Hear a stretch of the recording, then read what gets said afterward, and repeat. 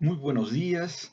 A continuación, permíteme compartirte este estudio que lleva por título ¿Cómo sé que tengo vida eterna y seré resucitado al dejar este mundo? Es una pregunta. Vamos a ir a llevar este estudio por medio de unos versículos bíblicos. Tenemos acá Juan 6:39 y esta es la voluntad del Padre, el que me envió, que de todo lo que Él me diere no pierda yo nada, sino que lo resucite en el día postrero. Juan 6:40. Y esta es la voluntad del que me ha enviado, que de todo aquel que ve al Hijo y cree en Él tenga vida eterna, y yo le resucitaré en el día postrero. Son dos versículos bíblicos dichos del mismo Jesús cuando estuvo aquí en la tierra. Sus discípulos cogieron estos dos versículos y muchas palabras más y los escribieron. Hayan quedado en el libro de Juan. Bien, una vez más vayamos a la pregunta. ¿Cómo sé que tengo vida eterna y seré resucitado al dejar este mundo? Es una pregunta existencial. Yo creo que todas las personas nos hemos realizado esta pregunta. ¿Y dónde se encontrará la respuesta? ¿Quién nos puede responder esta pregunta? Vayamos a los argumentos y las evidencias, también materia de estudio de la ciencia de la teología, que son las escrituras. Las escrituras, ellas mismas nos responden esta pregunta. Empezamos entonces con los argumentos y evidencias. El primer argumento y evidencia se encuentra en el libro de Efesios 1:13. Es uno de los tantos que se encuentra en el Nuevo Testamento. En el Nuevo Testamento se ha escrito el Evangelio. ¿En qué consiste el Evangelio? ¿Para qué sirve el Evangelio? ¿Quién trajo el Evangelio? ¿Por qué razón se comparte y se predica el Evangelio? Y nos vamos a ir dando cuenta que el creer en el Evangelio de Jesucristo va a ser el comienzo de una serie de conocimientos, beneficios y muchas cosas que nos van a venir como regalo, como gracia, producto de creer en el Evangelio de Jesús. Entonces, el primer argumento o evidencia. En él también ustedes, habiendo oído la palabra de verdad, el evangelio de su salvación, y habiendo creído en él, fueron sellados con el Espíritu Santo de la promesa. Efesios 1:13. El apóstol Pablo, quien en un tiempo perseguía a la iglesia, él, claro que sí, muy conocedor del antiguo pacto, de la ley, de las obras, de todos los estatutos judíos, ¿verdad? Todas las reglas judías, de cómo ellos podían, porque su intención era tener comunión con Dios, agradar a Dios, pero este, ya por medio de las obras eh, queda expuesto más adelante que no se va a obtener lo que ellos buscaban. Ellos buscaban la salvación, buscaban la vida eterna, buscaban una comunión con Dios, agradar a Dios con sus obras, con acciones, pero vamos a dejar una pregunta nada más, para qué servía la ley? ¿Para qué servían las obras? ¿Para qué sirven las acciones? ¿Será acaso para vida eterna? Ahí vamos a dejar esas preguntas. Pero vayamos entonces al quien escribió. El apóstol Pablo escribe aquí, ustedes que han oído la palabra de verdad, el evangelio de su salvación, y han creído, han sido sellados, esto es lo importante, con el Espíritu Santo de la promesa. Primer argumento y evidencia, han sido sellados con el Espíritu Santo de la promesa. ¿Y quién es el Espíritu Santo de la promesa? Este Espíritu Santo ya estaba anunciado en el Antiguo Testamento. Cuando Jesús ingresa a este mundo, Jesús es un nexo entre el Antiguo Pacto y el Nuevo Pacto. Jesús empieza él hasta antes de ir a la cruz, porque en la cruz empieza el nuevo pacto. Él empieza a hablar acerca de lo que iba a venir. Dos promesas fundamentales que traía Jesús y les expuso a sus discípulos, a las personas que le escuchaban. Él les dice, dos promesas fundamentales. Una, vida eterna, que él traía. Él traía en el nuevo pacto la vida eterna. Y en innumerables versículos, pasajes bíblicos, lo anuncia. Yo les doy la vida eterna, yo soy la vida eterna, yo les traigo la vida eterna. En muchos versículos. Una entonces, la vida eterna. ¿Y cuál es la otra promesa? El Espíritu Santo. Y él lo anuncia ya en el libro de Juan 14, Juan 16, y en otros libros más, pero voy a mencionar estos, pueden leerlo, revisarlo en su Biblia. Juan 14 y Juan 16 dice, es necesario que yo me vaya para que les envíe el Espíritu Santo. El Espíritu Santo. Él les va a enseñar todas las cosas y les va a enseñar y les va a recordar, perdón, todo lo que yo les he dicho. Les va a enseñar todas las cosas y les va a recordar todo lo que yo ya les he anunciado. ¿Cómo lo iba a hacer el Espíritu Santo? ¿Cómo nos iba a enseñar? Él le dice a sus discípulos, ¿verdad? Eh, pero estas promesas son para todas las personas, porque ellos, los discípulos, los primeros discípulos se iban a encargar de predicar el Evangelio, ¿verdad? A anunciar el Evangelio. Esa era la gran comisión que tenían. Primero lo hicieron oralmente, luego de manera escrita. Ha llegado a nuestras vidas ese Evangelio y nosotros también adquirimos esta promesa, el Espíritu Santo. Seremos sellados al creer en el Evangelio, al creer en el Evangelio de la salvación. El Espíritu Santo como sello dentro de nosotros. También el apóstol Pablo escribió en el libro de Hebreos, ¿sí? ¿Cómo es que nos va a enseñar, nos va a recordar ese Espíritu Santo? Por el nuevo pacto, por el nuevo pacto.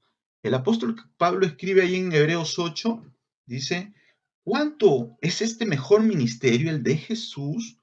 Jesús, que vino con un nuevo pacto, ¿verdad?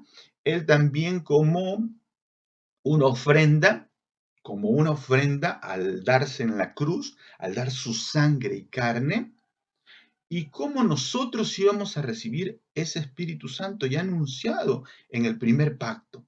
¿Cómo nosotros íbamos a recibir? Dice el Espíritu de Jesús lo siguiente: pondré mis leyes en sus corazones y en su mente las escribiré, y nunca más me acordaré de sus pecados y transgresiones. Pondré mi espíritu en sus corazones y en sus mentes, y nunca más me acordaré de sus pecados y transgresiones. Ese Espíritu Santo iba a venir a lo profundo de nosotros, a nuestro ser, como sello, como sello. Esto producto de creer en el Evangelio.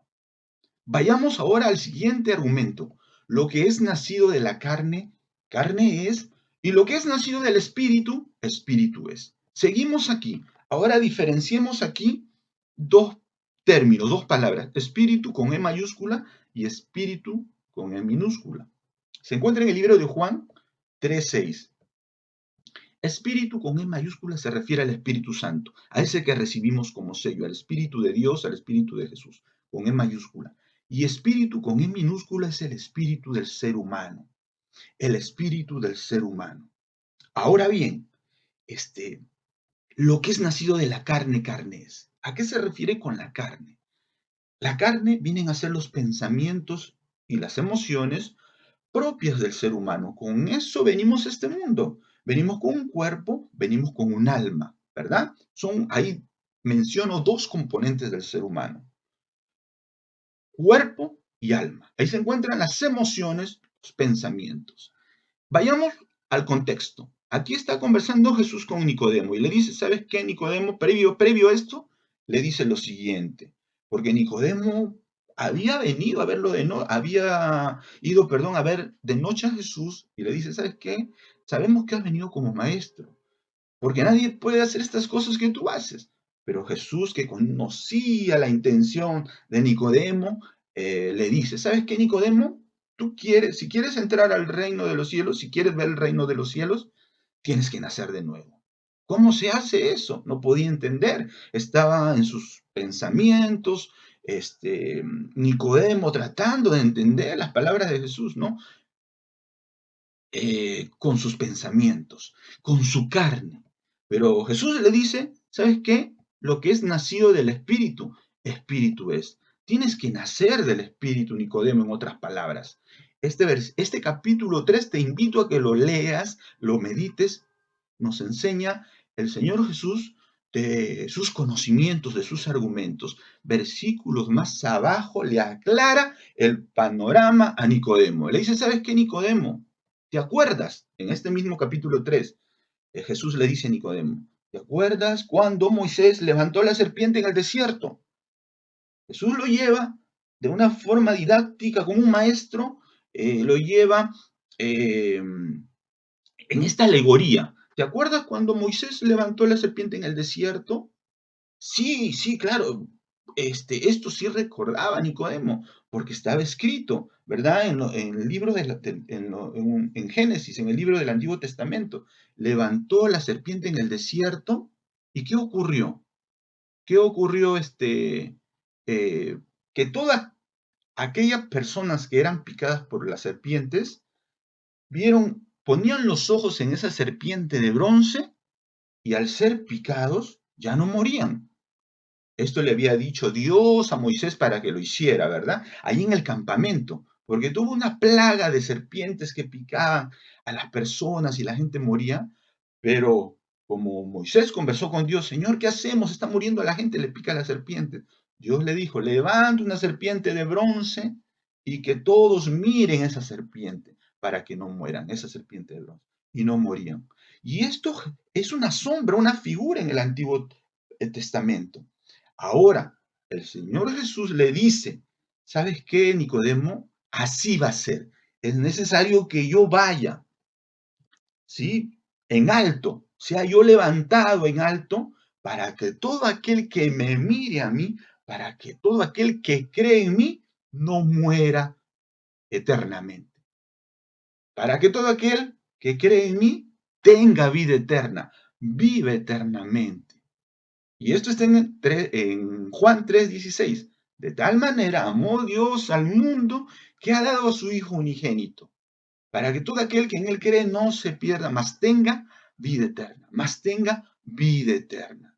Entonces, tienen que ser llevados los pensamientos del ser humano a esa cruz, a la cruz, a la ofrenda de Jesús para nacer del Espíritu y por lo tanto, en consecuencia, su espíritu vivificado, su espíritu vivificado. ¿Pero qué es esto? ¿Qué es este espíritu vivificado? No había solamente dos componentes del ser humano que eran cuerpo y alma. No, hay un tercer componente que nos explican las escrituras. Campo y materia de estudio de la ciencia de la teología. Aquí hay objetividad y evidencias. Todo el Antiguo Testamento y el apóstol Pablo también enseña acerca de este espíritu. Enseña acerca de este espíritu.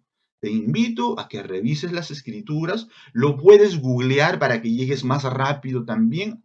Ahora, con el método científico, podemos llegar mucho más rápido a los conocimientos. Se ha compartido tanta información. Te invito, por favor, a revisar acerca de este espíritu, el tercer componente del hombre, que es vivificado al creer en el Evangelio, por el Espíritu Santo, por el Espíritu de Jesús que nos ha sellado. Estos van de la mano. Lo vamos a seguir viendo. Seguimos entonces con el siguiente argumento. El espíritu es el que da vida. La carne para nada aprovecha. Las palabras que les he hablado son espíritu y son vida. Estas son palabras del Señor Jesús también. Se encuentra en el libro de Juan 6:63.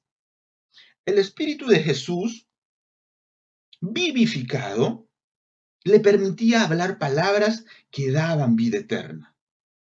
Sabemos que Jesús vino como hombre. Él se sujetó, se puso en la condición de hombre, por amor lo hizo, se puso en la condición de hombre y entonces tuvo que venir con esos tres componentes: cuerpo, alma y espíritu. Pero con un espíritu vivificado. Tenía que ser el primero. Por este espíritu él se comunicaba con Dios, con este espíritu.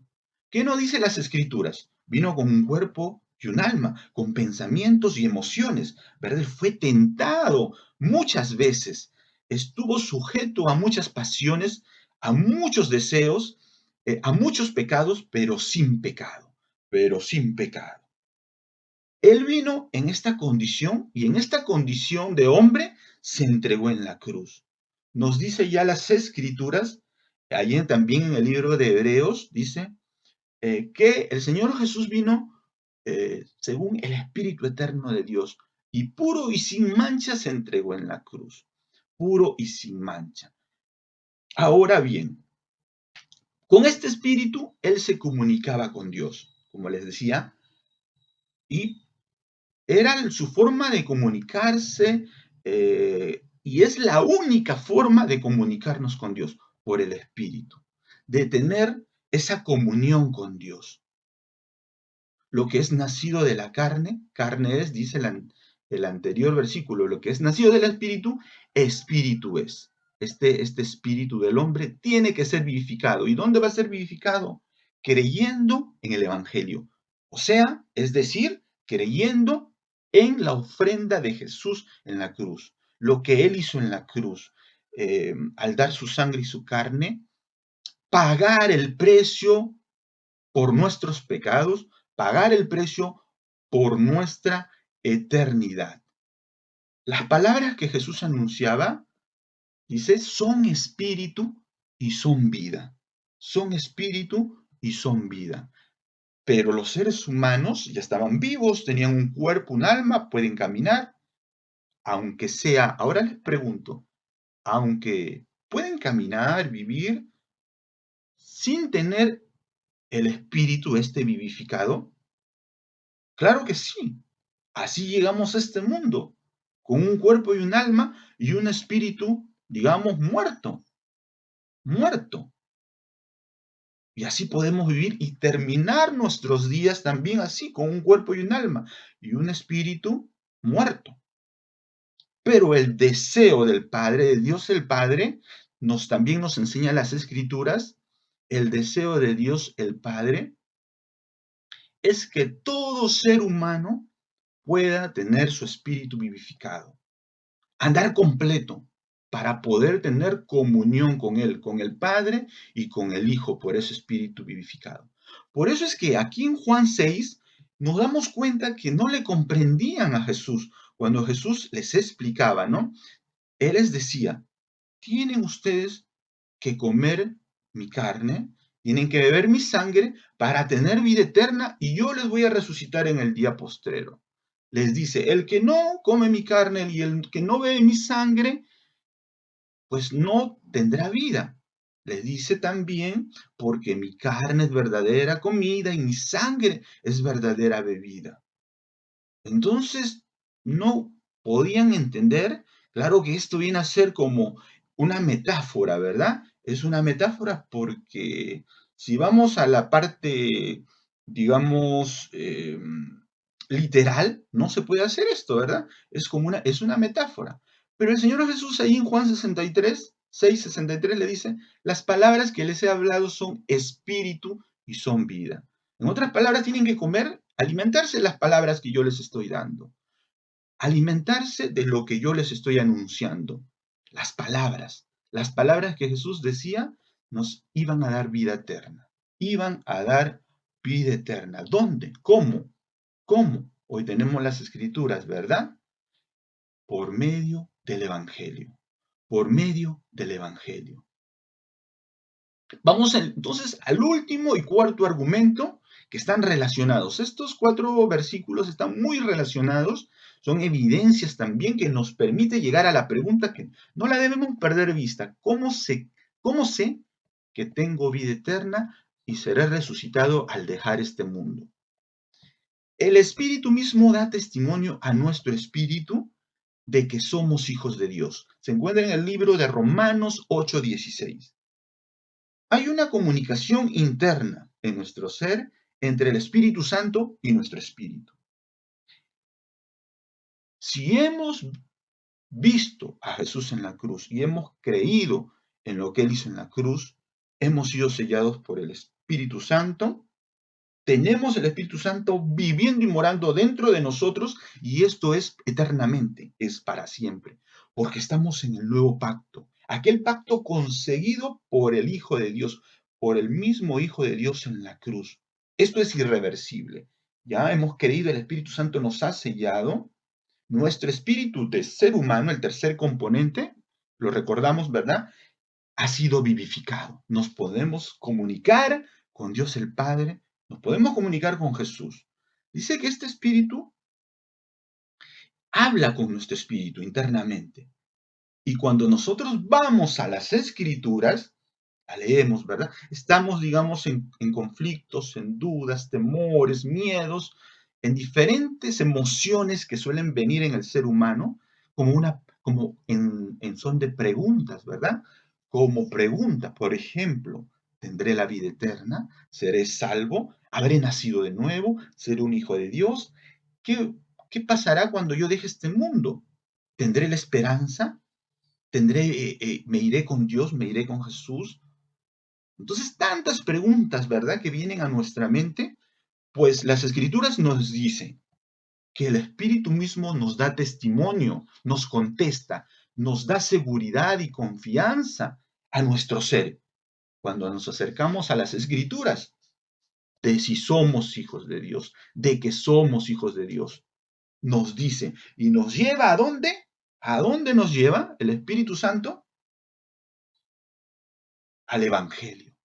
Nos lleva a la cruz, nos lleva al lugar donde tiene que ir todo ser humano para recibir la vida eterna, para tener la esperanza de que será resucitado al dejar este mundo. Juan 6:39. Y esta es la voluntad del Padre, el que me envió, que de todo lo que Él me diere no pierda yo nada, sino que lo resucite en el día postrero.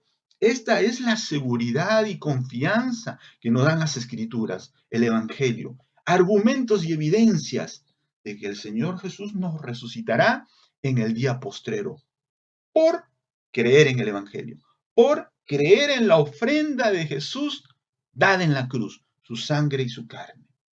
Juan 6:40, y esta es la voluntad del que me ha enviado, que todo aquel que ve al Hijo y cree en Él tenga vida eterna, yo le resucitaré en el día postrero. Aquí vemos en el primer versículo seguridad, confianza que nos dan las Escrituras. Estamos seguros en Jesús. Estamos seguros en Jesús. Si le seguimos mirando y seguimos creyendo en Él, en el Evangelio, en sus palabras, en su sangre y en su carne, única ofrenda por nuestros pecados, sabemos que tenemos vida eterna y que seremos resucitados al dejar este mundo. ¿Ok? Esa es la esperanza. Y así nos vamos en esperanza. Y el 6:40, y esta es la voluntad del Padre el que me ha enviado, que todo aquel que ve al Hijo y cree en Él tenga vida eterna, y yo le resucitaré en el día postrero. Notemos aquí que ambos son contundentes, son argumentos contundentes que nos dan certeza y seguridad de que el Señor Jesús dice acá, nos resucitará en el día postrero. Palabras dichas por Él mismo, de sus labios, por su boca, por su espíritu. Excelente, ¿verdad? Podemos nosotros ya con esto estar totalmente seguros y confiados. El que ve al Hijo. Ahora prestemos atención aquí. El que ve al Hijo. Bueno, te quiero compartir esto. Me pareció muy interesante. El gran físico, Albert Einstein, uno de los más extraordinarios físicos, le da prioridad mucho más que al conocimiento, la imaginación. Me llamó mucho la atención, la imaginación. Fui al marco epistemológico a revisar conceptos, definiciones. ¿Qué es la imaginación, verdad? Las representaciones mentales que uno se realiza Las representaciones mentales que uno se hace, ¿verdad? De acuerdo a una situación, a una imagen. Entonces nos hacemos representaciones mentales. Toda persona tiene la capacidad de imaginar. Una vez más, toda persona tiene la capacidad de imaginar. Ojo, pero podemos imaginar de cosas ficticias o podemos imaginar también de conocimientos reales. Aquí vemos conocimientos reales, argumentos y evidencias. Todo aquel que ve al Hijo y cree en Él, ¿qué dice? Tiene vida eterna. Y el Señor Jesús nos resucitará en el día postrero. Bien, te he compartido estos argumentos y evidencias para responder a esta pregunta. ¿Cómo sé que tengo vida eterna y seré resucitado al dejar este mundo? Espero que las escrituras que te he ido mencionando aquí, estos versículos, estos argumentos y evidencias, te hayan llenado, te hayan satisfecho, te den seguridad y confianza. Es producto del amor y el deseo de que te vaya bien de parte de Dios. Eso nos enseña las Escrituras. Del amor de Dios envía a su Hijo Jesús, que nos ha dado todo este Evangelio, todo lo que consiste este Evangelio, para que nosotros podamos tener esa esperanza de cuando nos toque partir, ya como hemos creído en esa ofrenda, en la ofrenda de Jesús, la ofrenda máxima, la obra máxima, digamos así, la imagen más extraordinaria ha sido puesta en la cruz. Cristo dio su vida y resucitó. Se ha sentado a la diestra de Dios Padre. Y si nosotros hemos creído en Él, tenemos esta esperanza de vida eterna y que seremos resucitados por Él al dejar este mundo. Colosenses, y termino con esto, Colosenses, el libro de Colosenses, escrito también por el apóstol Pablo, nos dice lo siguiente, que cuando nos toque partir al final de nuestros días, Él nos recibirá ahí en el cielo. En el cielo. Nuestra alma ha sido redimida por Jesús, por Dios. Nuestro cuerpo, sabemos que el cuerpo se va cada vez generando, se corrompe, se envejece y muere. Nuestra alma ya ha sido redimida. Pero seremos, según también Efesios 1:13, seremos nosotros resucitados en un nuevo cuerpo. El que viene a continuación de Efesios 1:14, te invito a que lo leas. Pero te lo doy así brevemente. En él también ustedes, habiendo oído la palabra de verdad, el evangelio de su salvación, y habiendo creído en él, fueron sellados con el Espíritu Santo de la promesa. Y lo que viene a continuación es que es la garantía de vuestra herencia, que es la garantía de vuestra herencia hasta la redención de la posesión adquirida. Hay una posesión que hemos adquirido, que es un nuevo cuerpo. Claro, porque este cuerpo se queda, ¿verdad? Aquí se pudre, se llena de gusanos y acabó todo con este cuerpo. Pero vamos a recibir un nuevo cuerpo. Efesios 1:14. Bien, que Dios te siga bendiciendo en Jesús nuestro Señor. Muchas bendiciones.